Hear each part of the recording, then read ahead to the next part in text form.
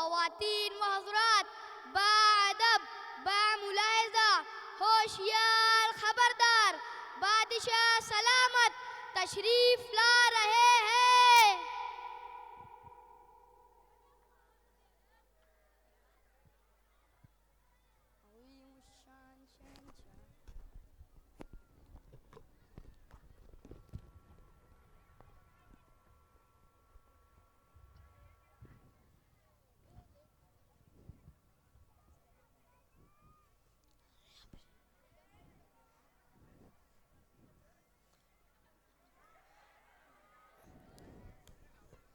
अल्लाह ने मुझे इतनी बड़ी सल्तनत दी है कि मैं आसमान के बादलों से खिताब करके कह सकता हूँ, ऐ बादल जहाँ चाहे बरस, तेरा खिराज और टैक्स मेरे पास आने वाला है।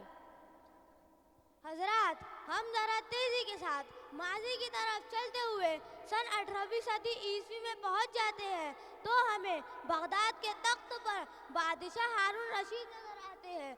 अल्लाह ने बादशाह हारून रशीद को इतनी अजीम सल्तनत दी है, आपने देखा कि वो बादलों से खिताब करके कह रहे हैं, ए बादल तू जहाँ चाहे बरस, लेकिन तेरा टैक्स तो मेरे पास आने वाला है। बादशाह हारून रशीद मशहूर तरीन 5वें अब्बासी खलीफा है। उनका अहद खिलाफत दौलत अब्बासिया में इल्मी, तमद्दुनी और सियासी हर लिहाज से कमाल तक पहुंचा हुआ था। हजरात, बादशाह हारून रशीद की एक खास बात यह थी कि वो उलमा, सुलहा और औलिया को बहुत कदर व मंजिलत से देखते थे। उनके ज़माने में एक बुजुर्ग थे जिनको बहलूल के नाम से भी जाना जाता था। बादशाह हारून रशीद उनकी बहुत इज्जत करते थे, उनसे हंसी मजाक का भी रिश्ता था। बादशाह के दरबार में उनकी आज़ादाना रसाई थी, जब दिल चाहा जब दरबार में पहुंच जाते थे। हजरत, बहलूल का तस्करा हो ही रहा था कि आप देख सकते हैं बहलूल अचानक बादशाह के दरबार में हाजिर हो रहे हैं। अल्लाह अल्लाह अल्लाह अल्लाह। अस्सलामु अलैकुम व रहमतुल्लाहि व बरकातुहू। वालेकुम अस्सलाम व रहमतुल्लाहि व बरकातुहू। बहलूल, खैरियत तो है? कैसे आना हुआ? कुछ नसीहत कीजिए। बादशाह, मान ले, तस्लीम कर ले कि तू सारी दुनिया का बादशाह बन गया, सारी दुनिया की मखलूक तेरी मुती हो गई। फिर क्या हुआ? कल को तो बहरहाल तेरा ठिकाना कब्र का गड़ा होगा। इधर से एक मिट्टी डाल रहा होगा, उधर से एक मिट्टी डाल रहा होगा, तेरा वजूद ही खत्म हो जाएगा। बहलूल, मेरा दिल चाहता है कि मैं तुम्हें कुछ इनाम दूं। इनाम? मुझे इनाम देना चाहते हो? इनाम का रुपया लोगों को वापस कर जिनसे टैक्स के तौर पर ले रखा है। अगर तुम्हारे जिम्मे किसी का कर्ज हो तो कहो, मैं उसे अदा करूं। अमीरुल मोमिनीन, याद रखो, कर्ज से फर्ज अदा नहीं किया जाता। हक वालों को हक अदा करके पहले अपना हक अदा करो, फिर दूसरों के कर्जों का पूछना। बहलूल, मेरी आपसे एक गुजारिश है। क्या गुजारिश है? मैं आपको एक छड़ी बतौर अमानत देता हूँ। अगर से आपको अपने से ज़्यादा कोई और बेवकूफ़ आदमी मिले तो उसे ये छड़ी मेरी तरफ से दे देना। बहुत अच्छा।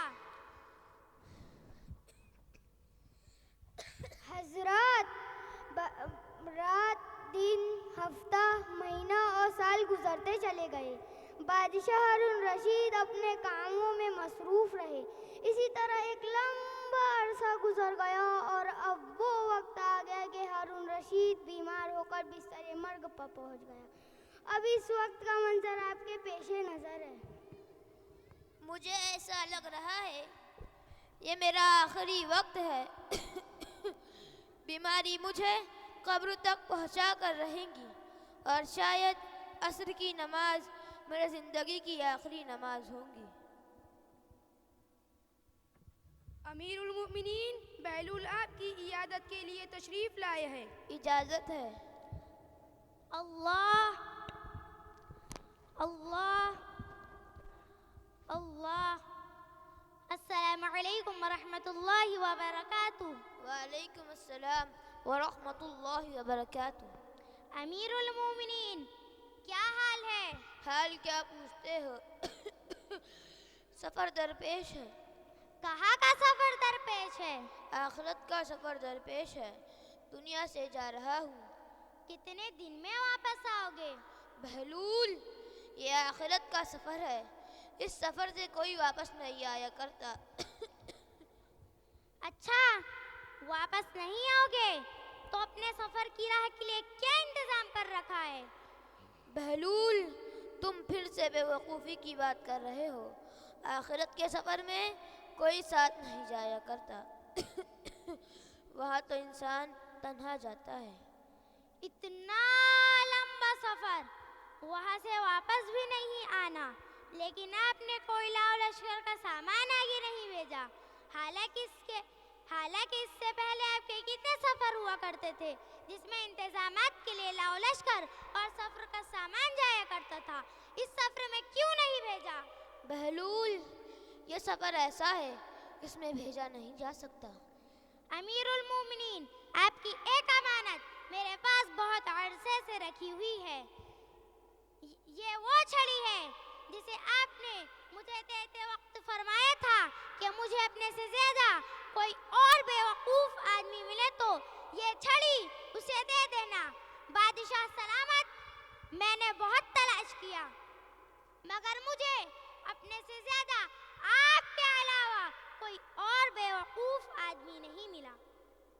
इसलिए कि मैं देखा करता था कि आपका छोटा सा भी सफर होता तो महीनों पहले से उसकी तैयारी हुआ करती थी, और आपको ये भी मालूम था कि एक दिन इस लंबे सफर पर भी जाना होगा जहाँ से वापसी मुमकिन नहीं, लेकिन अफसोस कि आपने इसकी कोई तैयारी नहीं की। बहलूल, तुमने सच बात की।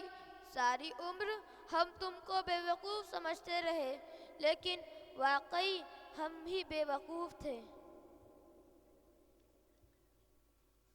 हजरत, हम आपको इस मुकालमे से क्या पैगाम देना चाहते हैं आप खुद ही समझ चुके होंगे, और हम इस बात को अच्छी तरह जानते हैं कि जिस सफ़र पर खलीफा हारून रशीद चला गया, वो सफ़र पर हम सबको बल्कि दुनिया के हर फर्द को एक न एक दिन रवाना होना ही पड़ेगा। याद रखो, बेवकूफ़ और नादान है वो लोग जो दुनिया के आर्जी सफ़र के लिए तो तोशे की फिक्र करते हैं, लेकिन उस दायमी सफ़र से गाफिल होकर जिंदगी गुजार रहे हैं। हज़रात, इमाम तिर्मिज़ी रहमतुल्लाह अलैह ने हदीस नकल फरमाई है कि अक्लमंद है वो शख्स जो अपने नफ्स का मुहासबा करे और मौत के बाद ज़िंदगी के लिए तैयारी करे। बेवकूफ़ और नादान वो है जो अपनी ख्वाहिशात की इत्तिबा करे और अल्लाह से उम्मीदें लगाए रखे। अल्लाह ताला से दुआ है कि हमें आखिरत के सफ़र की सही तैयारी करने की तौफीक अता फरमाए।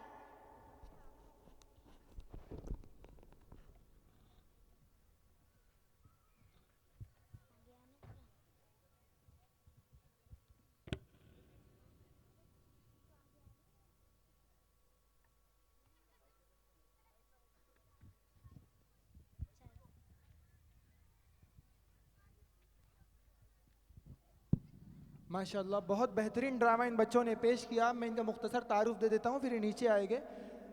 उस तरफ से अहमद अशरफ, मोहम्मद दानिश, मोहम्मद फैज़ान, अब्दुल मुईन।